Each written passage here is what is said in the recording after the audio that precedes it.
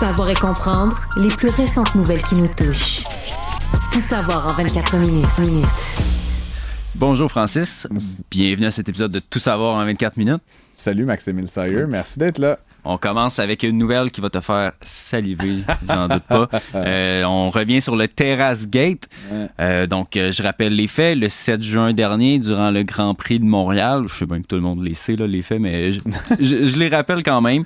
Donc, le service d'incendie de Montréal, le CIM pour les intimes, débarque sur la rue Peel, sur les terrasses de nombreux restaurants qui sont là, et ferme des terrasses là, parce qu'ils ne respecteraient pas les règles conforme au service de sécurité incendie. Good timing, hein? Très bravo, bon timing. Ouais. Évidemment, ça cause l'émoi de plusieurs restaurateurs. On évacue les gens alors qu'ils sont en train de manger. En plein durant la fin de semaine du Grand Prix. Donc, Montréal, très mal paru cette fin de semaine-là. Et le service d'incendie de Montréal a été dans l'embarras. C'était la pointe émergée de l'iceberg. Ça s'est très mal passé. C'est un euphémisme. C'est un euphémisme. Aux gens qu'il y a eu le TerrasseGate et comme 14 000 autres affaires qui se sont mal passées, mais continue. Oui, donc le service d'incendie de Montréal, pour calmer le jeu, a dit qu'ils avaient pas congédié, mais au minimum suspendu là, les gens qui ont merdé, là, pour le dire ainsi. Et là, ce qu'on apprend aujourd'hui, c'est que finalement, pas de suspension ni de congédiement. Donc, ce qu'on apprend, là, c'est TVA Nouvelles qui a appris ça. Ils auraient reçu les employés en question. Ils auraient reçu un avis écrit. On a offert un encadrement, un accompagnement aux deux employés là, cadres afin qu'ils s'améliorent. Et ils ont été réintégrés. Donc, pas de punition, finalement, pour parfait. ça. Parfait. La nouvelle est finie maintenant. On peut ramener les morons dans l'engrenage puis continuer à nuire à Montréal comme ville attractive, au secteur de l'entrepreneuriat en restauration. Parce que, c'est pas des fonctionnaires, ces gens-là. Là, s'ils avaient capté là, l'affaire, il y avait juste à travailler pour la fonction publique. Là, il y aurait eu la paix. Franchement, se lancer en affaires, faire des profits, imagine, sur le dos du pauvre monde. C'est inacceptable. Moi, je te fermerais ça, le Ferreira. Fous le feu là-dedans. Fais du logement social, rue Peel. C'est magnifique, non? Non, c'est vrai. Je suis d'accord avec toi. Tu devrais la mairie de Montréal. J'y pense régulièrement, effectivement. Puis Aref Salem, il est seulement chef par intérim, donc il cherche un chef, techniquement. Là, je sais que Joe Biden t'a appelé hier là, à le défi à la convention, mais tous les jours, Montréal, un nouveau défi politique pour Francis Gosselin. Non, ça va être OK. Je vais me contenter d'analyser les faits et de recommander des actions, comme de ne pas réintégrer les pauvres bougres qui nous ont...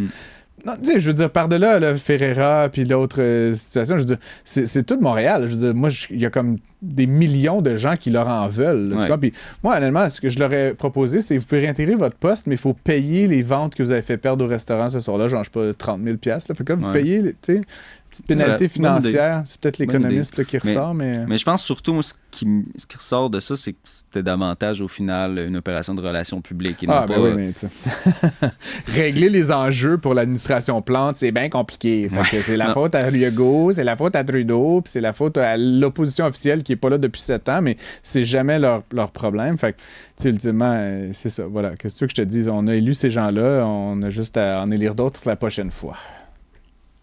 Tout savoir en 24 minutes. On reste à Montréal alors qu'aujourd'hui, Valérie Plante, en conférence de presse, a annoncé une consultation sur les refuges pour itinérants. Je sais que tu en as parlé dans ton édito, donc je ne vais pas m'étendre là-dessus. Mais on le sait, là, le problème de l'itinérance, c'est quelque chose d'assez en augmentation là, à Montréal. Disons-le, c'est pas nécessairement qu'on en parle plus. Là. Il y a vraiment des données là, qui montrent que ça a augmenté de 33% depuis 2022. Donc, le monde n'est pas fou. Là. Il y en a vraiment plus qu'avant. Et le problème est particulièrement au niveau des refuges. Parce que qu'est-ce qui se passe souvent, c'est que ces refuges-là se trouvent près d'endroits, disons... sensibles. Sensible, exactement. Enfants, c'est ça, exactement. École, garderie, mais oui, surtout qu'aujourd'hui, il y avait une nouvelle par rapport au camp de jour, justement, où les moniteurs de camp de jour doivent de plus en plus cohabiter avec l'itinérance. Et tu peux penser aussi également le cas de la maison Benoît Labre, qui avait fait les manchettes là, il y a quelques semaines, qui était située tout près d'un CPE et d'une école. Donc là, aujourd'hui, la Ville là, a annoncé des consultations par rapport à ça pour justement essayer de trouver comment mieux placés, on pourrait dire. Bien sûr.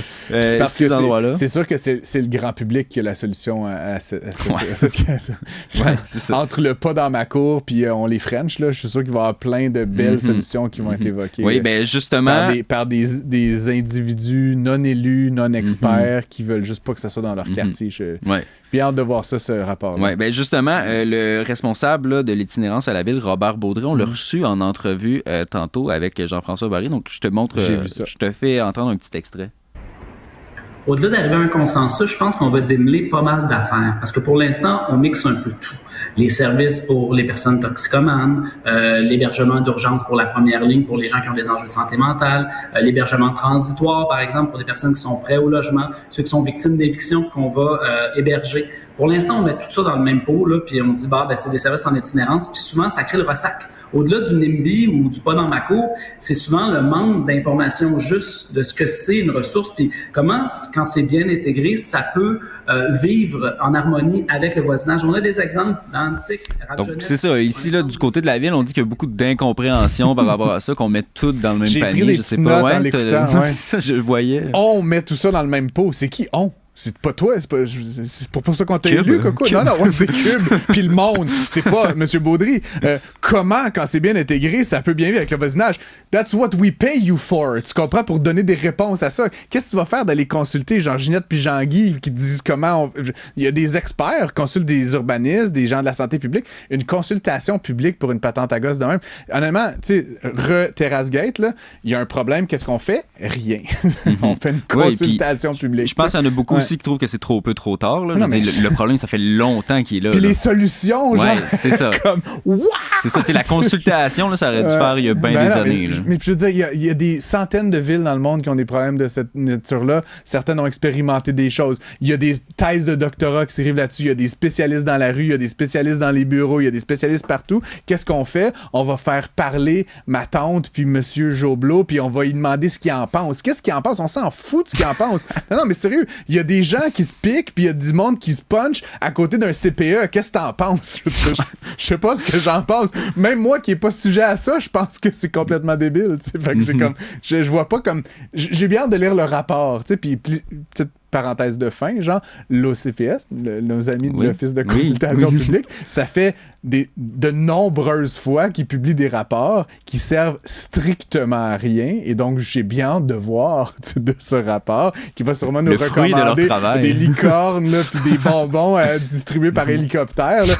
Qu'est-ce qu'on va faire? Ben rien, tu sais. Puis là, éventuellement, il y a des élections qui s'en viennent, puis on a juste à attendre puis pelleter ça dans le cours du prochain qui va être encore aux prises avec ça, puis je te parie que dans es-tu en train de dire que Valérie Plante ne va pas être réélue? I don't know, mais je te parie que dans 3-4 ans, là, quand je mets ma main ici, là, puis tu reviendras à ce micro, si j'y suis toujours, il va y avoir une consultation publique sur l'itinérance. J'ai déjà hâte de t'en parler. Oui, bravo. Tout savoir en 24 minutes. Donc, suite de la condamnation là, des deux jeunes pour agression sexuelle, les deux hockeyeurs des Tigres de Victoriaville. Je t'en ai parlé hier. Ils avaient été reconnus coupables d'agression sexuelle sur une jeune femme qui avait 17 ans à l'époque. Aujourd'hui, il y a des nouveaux développements. En fait, c'est le journaliste Kevin Dubé du Journal de Montréal qui a parlé avec Kevin Cloutier, qui est le directeur général là, des Tigres de Victoriaville. Parce que si tu te souviens bien, on en avait parlé hier, le directeur général avait écrit une lettre pour un peu, dans le cadre du procès, là, pour défendre les deux jeunes en question. Et bon, il y en a qui trouvaient que ça passait assez mal, merci, là, de défendre ce genre de comportement-là. Et M. Cloutier a voulu aujourd'hui là, remettre un peu les pendules à l'heure. Et il insistait là, qu'il n'y a jamais été question là, de défendre ce genre de comportement-là, ou encore moins d'encourager, ou sinon de banaliser, mais c'était vraiment de mettre un contexte, là, selon lui, à la chose. Il expliquait, dans le fond, lui, quand il a vu la vidéo, parce que l'agression a été filmée là, à ce moment-là. C'était seulement un court extrait de 5 secondes, et dans le bout qu'il a vu, c'était impossible, là, selon lui, de savoir que ça provenait d'un viol. Là. Ça aurait pu être une relation sexuelle. Une double pénétration casual par des joueurs de hockey sur une employée d'un hôtel. Tu sais, ce qu'il disait, c'est que ne permettait pas de savoir que ça s'agissait d'un viol, ni même d'identifier les personnes impliquées. Donc, je sais pas à quel point vraiment, pour reprendre tes mots, on voyait la double pénétration. Là. Je pense que c'était, la manière qu'il en parle, c'était plutôt flou. Mais bref, passons. Là, il a dit à, je sais pas lequel des deux jeunes qui l'a montré, là, mais il a dit de supprimer la vidéo tout de suite. Il a collaboré à l'enquête. Il était pas là pour défendre les accusés. Puis après ça, ce qu'il a dit à la police, c'est la même chose en fait qu'il a répété là, dans sa lettre. Là. Donc, c'était pas pour défendre à outrance, mais c'était vraiment juste pour répéter, pour que les avocats l'aient également. Et il dit, là, lui, dans le fond, là, que c'est nullement dans ses valeurs, là, ce genre de comportement-là. Lui-même qui a une famille et une fille de 15 ans. Ouais. Je retiens quand même de toute cette histoire, là, parce que, bon, il a pris la parole publiquement et tout ça, donc, tu sais, cette expression d'avoir agi en bon père de famille, là, tu sais, qui est un peu, pour moi, inusité, à la limite... ne l'aide pas dans sa défense là, sur son caractère. Pour moi, donc deux choses. La première, agir en bon père de famille, c'est bon pour ta famille, mais dans une organisation où tu as des individus toxiques, où tu as un employé qui commet un viol, puis là, c'est pas ses employés, là, je sais pas c'est quoi l'organisation, mais tu sais, même si c'est des gens je comprends. Si Fadi Daguerre disait ça par rapport à un de ses policiers, qui ça passait très mal. À mort une personne de couleur, mettons, là, pour un autre.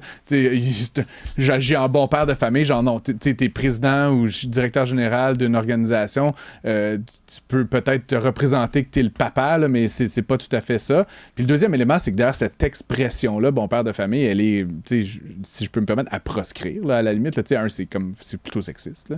C'est une conception assez dépassée du management, là, genre le papa knows best, là, le père là, qui amène l'argent dans la maisonnée pendant que maman est à la cuisine. Il défend de la marmaille. Puis d'ailleurs, savais-tu qu'en France, le Code civil avait cette clause-là, notamment là, dans des questions là, autour de la loi sur l'entreprise, là, qu'il fallait prendre des décisions basées sur la perspective qu'on avait agi en bon père de famille, et ça a été changé, cet énoncé-là, pour gérer en personne raisonnable. Puis à la limite, bon, sans faire un éloge du wokisme, là, je trouve que c'est plutôt contemporain, on va dire, parce qu'il y a notamment de plus en plus de femmes qui agissent comme présidente, directrice générale d'organisation, et donc leur demander d'agir en bon père de famille, quelque chose d'un petit peu bizarre là-dedans. Là, c'est une drôle de représentation du rôle du patron dans l'organisation. Bref, fait, je trouve qu'il ajoute, c'est comme accablant pour lui de recourir à cette formule-là qui montre bien une déconnexion, surtout sur une question de viol, là, donc une question,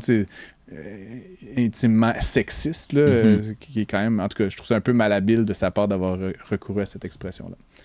Savoir et comprendre, tout savoir en 24 minutes. Je t'amène sur une nouvelle qui, je dois t'avouer, m'a assez fait sourciller tantôt quand je l'ai lu. Le Canada est poursuivi pour avoir violé les droits de migrants.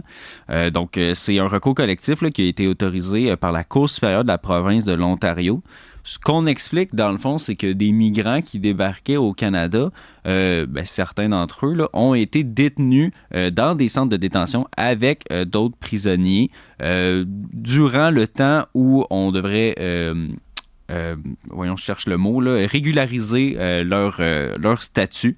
Et donc, ce que racontent là, ces gens-là, c'est qu'au final, ils étaient traités comme des prisonniers au même titre que les autres détenus à ces endroits-là. J'ai la misère à comprendre la séquence décisionnelle. Moi aussi, c'est pour ça que ça m'a fait sourciller. Là.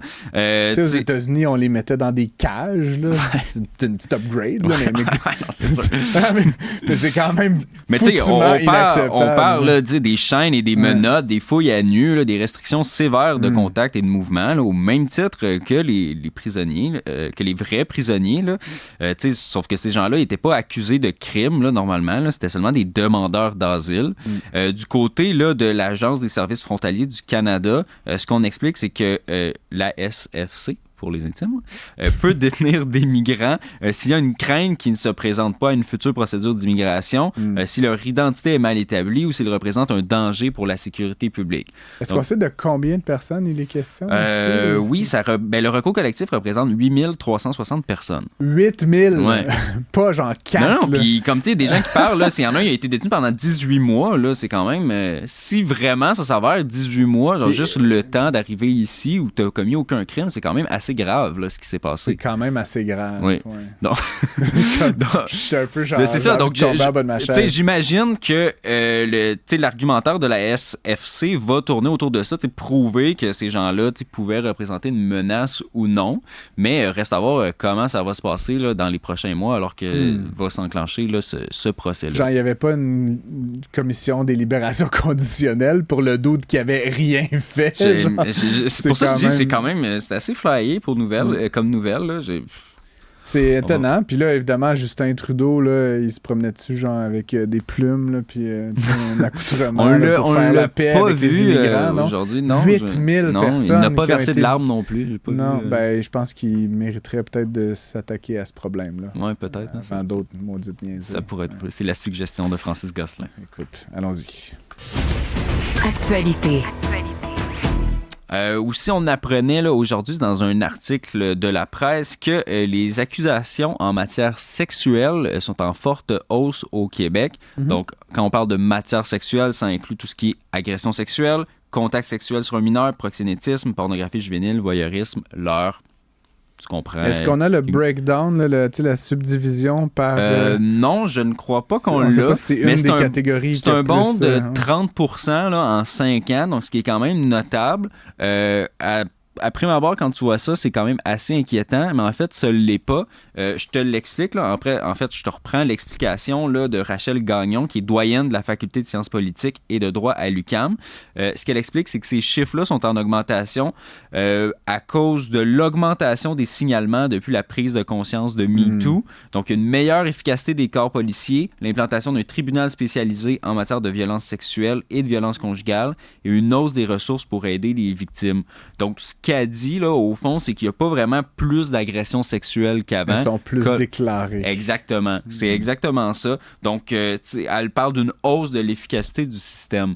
Donc, c'est quand même une bonne nouvelle au bout du compte. Pour vrai, honnêtement, je veux pas être cynique, mais je pense que là, si l'interprétation de cette experte-là est vraie, s'il y a autant de crimes et qu'on a beaucoup augmenté les signalements, on peut penser que justement les criminels, là, en fait les personnes qui abusent de leur position d'autorité ou de pouvoir vont être mises à jour, puis éventuellement ça va peut-être fournir un désincitatif. Donc, tu sais, une augmentation des signalements pourrait mener à une diminution des cas. Oui, c'est ça. Donc ça, c'est une bonne nouvelle. Puis le fait aussi que ça se règle de plus en plus, ça montre l'efficacité du système, donc ça va encourager les victimes de plus en plus à aller de l'avant. Parce que c'est souvent de quoi qui est évoqué, là. Les gens n'ont pas confiance nécessairement en le système, les victimes n'ont pas confiance en le système, donc ils ne vont pas voir la police. Et donc là, on est en train un peu de défaire un peu cette roue-là,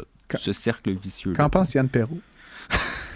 Je sais pas, on devrait le contacter. Je vais mettre quelqu'un là-dessus pour l'appeler. Merci.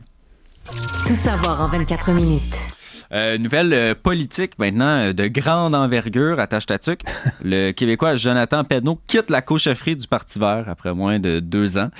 Donc, je sais pas si tu te souvenais que le Parti vert était devenu une co-chefferie maintenant, un peu comme Québec solidaire. Je te rappelle, tu n'as pas l'air de suivre vraiment l'actualité du Parti vert, donc je vais devoir...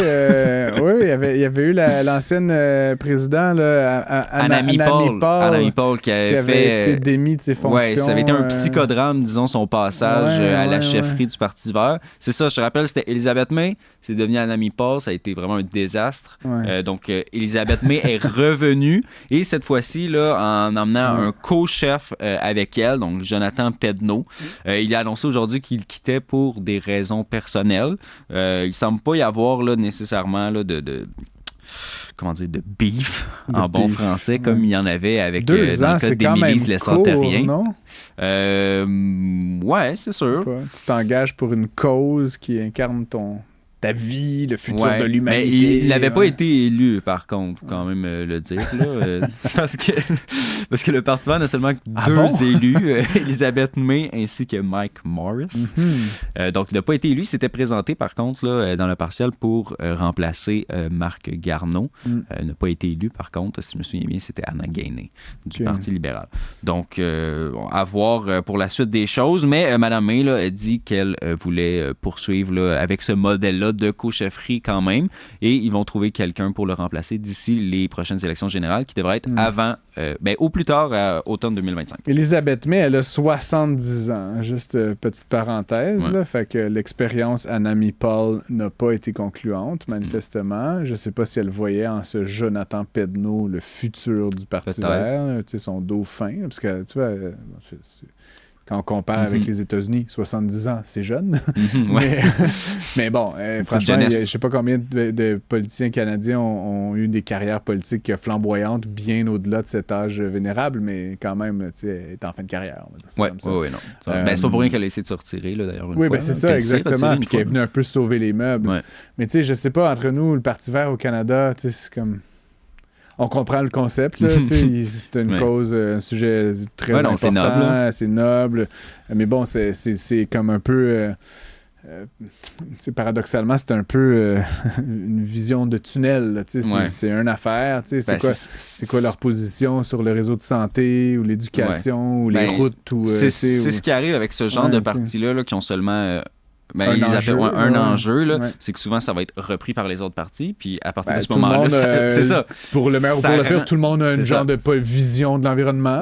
Ça vient un peu rendre leur existence même, ça la remet en question, et là le parti doit se diversifier, avoir des positions sur d'autres enjeux, puis là les gens vont dire, ben là c'est pas votre rôle de parler de ça, vous devriez seulement parler d'environnement dans ce cas-ci. Donc. C'est quand même aussi un peu, tu sais, je sais pas comment, je sais pas si c'est triste ou... mais tu sais, je veux dire, moi, je suis très favorable à la pluralité démocratique. Tu sais, j'aime ça qu'il y ait plusieurs voix qui s'expriment dans un régime démocratique comme le Canada ou le Québec. Puis tu sais, à quelque part, que ce soit le Parti vert, à Ottawa ou Québec solidaire à Québec, qui sont deux partis de gauche, là, tu sais, c'est comme s'ils prenaient pas tellement ça au sérieux là, avec leur cossinage de co-présidence, pas tant de trucs. Pourquoi tu s'offres pas comme une foutue option, genre une vraie, avec un chef, mettez une femme si vous voulez une femme, mettez un noir si vous voulez un noir, comme I don't care, mettez quelqu'un de compétent avec des idées, avec une... Là, c'est toujours, tu sais, justement, là, tu parlais d'Émilie, c'est comme, guys... au moins essayer. Tu comprends? Comme, là, c'est juste du farfouinage, là, comme à perpétuité. Puis c'est comme totalement inintéressant. Là. Il a dit, j'ai dit. C'est comme une cour d'école, tu sais. Puis après ça, tu sais, ultimement, Éric Duhem a de l'air de quelqu'un de cohérent. Tu sais, puis c'est comme parce que lui, il joue un peu la game, il met des soutes, là, tu comprends? Il vient à la radio. Comme... Je trouve ça triste d'une certaine façon qu'ils prennent tellement... C'est comme un manque d'irrespect pour le processus démocratique. Je trouve ça particulièrement triste dans le cas du Parti vert. Pour moi, là, c'est parce que l'enjeu de l'environnement est sur les lèvres de tout le monde depuis un bon 10 ans. Là, on ne parle que de ça. Puis quand tu regardes les sondages sur les préoccupations des électeurs, l'environnement est assez au haut de la liste. Puis qu'il soit aussi bas dans les sondages année après année, élection après élection, c'est quand même... Il y a de quoi de déplorable là-dedans. Puis ça montre que c'est pas davantage... c'est pas leur enjeu, le problème, mais vraiment la stratégie qu'ils utilisent pour s'y rendre. Ah, bien dit. Tout savoir en 24 minutes. Nouvelle économique maintenant, dans la catégorie de... C'est plus ce que c'était. Il va falloir rajouter également la pénurie de main-d'œuvre parce que, si tu te souviens, durant la pandémie, c'était le gros enjeu, la pénurie de main-d'œuvre la pandémie qui avait un peu précipité les baby boomers hors du marché du travail, donc avait exacerbé cette crise-là. Et là, ce qu'on observe dans les derniers trimestres, c'est une baisse des postes vacants au Québec, une baisse de 30%. Donc, c'est des chiffres plutôt encourageants et ce qui explique ça, c'est pas nécessairement que ça a été comblé tous les postes, mais en fait, c'est que les employeurs se sont adaptés au fait qu'il y a maintenant un bassin moins grand là, de travailleurs au Québec. Ce qu'on explique, c'est qu'il y a eu une réorganisation du travail, une transformation du commerce, il y a plus de ventes en ligne qu'auparavant. Les heures d'ouverture ont changé, il y a des commerces qui sont pas ouverts certaines journées, ça nous arrive tous des fois.